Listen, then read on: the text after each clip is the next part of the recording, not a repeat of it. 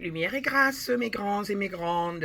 Ben voilà, nous allons parler dans cette vidéo de ce que nous avons appelé les heures nocturnes.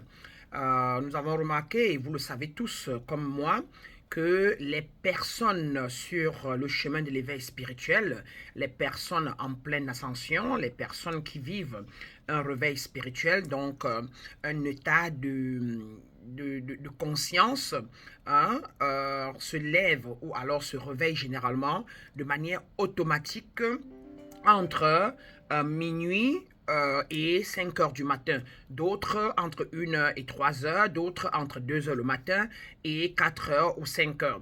Et le réveil par rapport à chaque heure précise de la nuit a une signification. Cela dit, je ferai une vidéo pour parler des différentes heures de la nuit et leur signification, mais nous allons nous concentrer dans cette vidéo simplement sur ce que cela veut dire que de se réveiller de manière nocturne pour un être en plein éveil spirituel. Déjà, premièrement, nous devons savoir que ces moments, les moments nocturnes de entre minuit et 5 heures le matin sont généralement des heures propices, très très propices à la méditation, à la contemplation et voire même à la communication avec les dimensions les plus élevées de notre conscience ou encore voir des dimensions élevées du cosmos.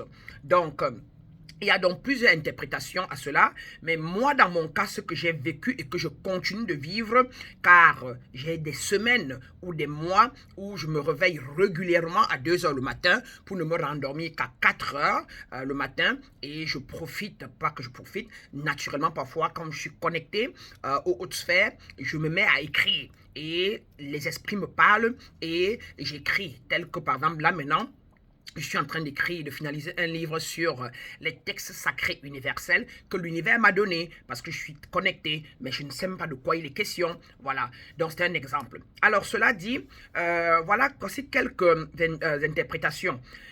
Premièrement, il peut être en numéro un, ce que moi je sais, c'est que se réveiller entre minuit et 5 heures le matin sont des heures, sont des horaires astrologiques ou encore énergétiques hein, pour un être éveillé. Donc, sont des heures qui correspondent à des énergies cosmiques beaucoup plus élevées et c'est à ce moment-là qu'on peut se connecter aux plus hautes sphères cosmiques pour y recueillir d'accord, le savoir, la connaissance, ou encore les théorèmes, les méthodologies qu'on peut mettre en place, qu'on peut apporter au monde pour créer des choses telles que WhatsApp, telles que la HD, telles que aller sur la NASA, telles que ainsi de suite, même sur le plan agricole, sur tous les plans. Et avec les plantes, ce sont des heures propices, pour pouvoir se connecter, pour une connexion spirituelle ou énergétique beaucoup plus claire, limpide. Hein? Parce qu'on peut se connecter à n'importe quel moment, hein,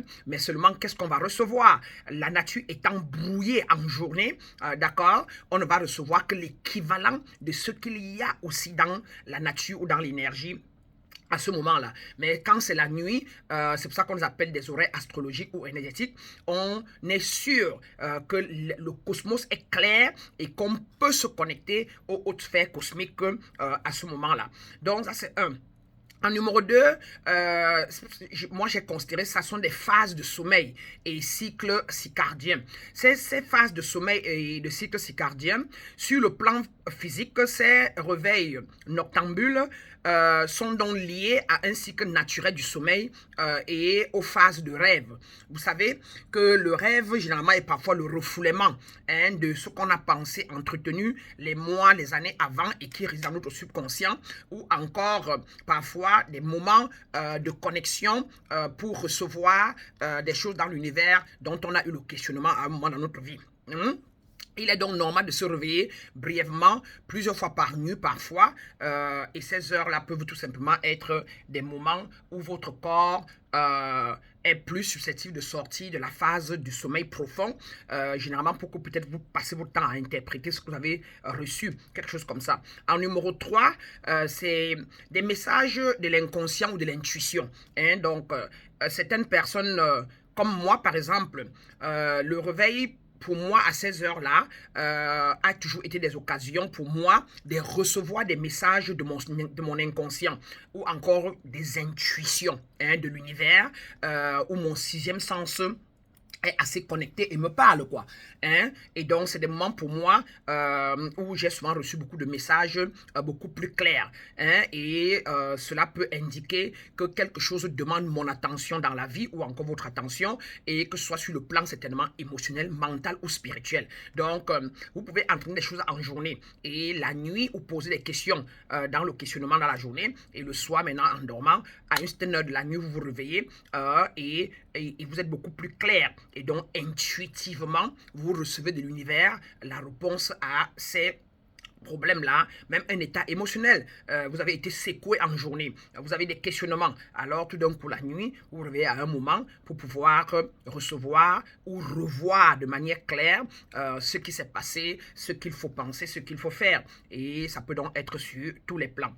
Et en numéro 4, se réveiller la nuit peut aussi être une opportunité de méditation et de connexion spirituelle avec sa haute nature. D'accord? Donc, si vous vous réveillez régulièrement la nuit, à ces heures-là, comme moi, il faut interpréter ça comme une invitation à méditer, à prier ou à pratiquer d'autres formes de connexion spirituelle. Ce sont des heures calmes de la nuit qui peuvent vous offrir, bien évidemment, un environnement beaucoup plus propice à la contemplation et à la réflexion. Rien de plus grave que ça. Et donc, moi, dans mon cas, quand je me réveille, c'est tellement clair que je ne peux plus me rendormir. Et si je ne reçois pas intuitivement des messages que je commence à écrire, parfois avec le sommeil aux yeux, je ferme les yeux, mais j'écris parce que j'ai toujours des documents au chevet de mon lit avec un bic. À défaut, à un moment, après 30 minutes de réveil, je me lève carrément, je vais m'asseoir sur ma table de méditation et je me projette dans les hautes sphères cosmiques pour installer une prière par rapport à un de mes clients, une cliente, où je me lève et je fais un travail spirituel par rapport à une demande que j'ai reçue, pour apaiser un client, pour sortir un client de la douleur, des souffrances, ou pour intervenir dans un cas spirituel qu'on m'a posé. Ou à défaut, je reste dans mon lit et je me couche sur le dos et je me projette dans les hautes sphères où je vais faire un travail d'intervention par rapport à une demande ou un consentement que quelqu'un a fait à mon égard pour que je puisse intercéder pour lui ou pour elle et l'accompagner.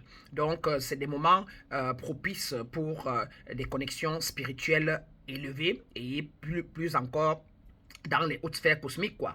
Donc voilà, et en cinquième, c'est des moments qui peuvent nous permettre pour le nettoyage et la purification de nos états, de nos démons intérieurs, de nos états denses ou basses.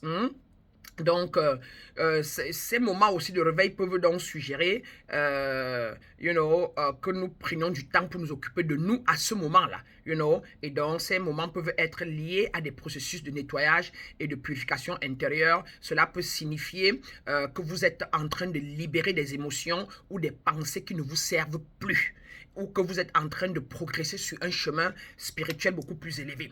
Généralement, les personnes en pleine ascension, en plein réveil spirituel, élévation spirituelle, se réveille beaucoup de manière noctambule.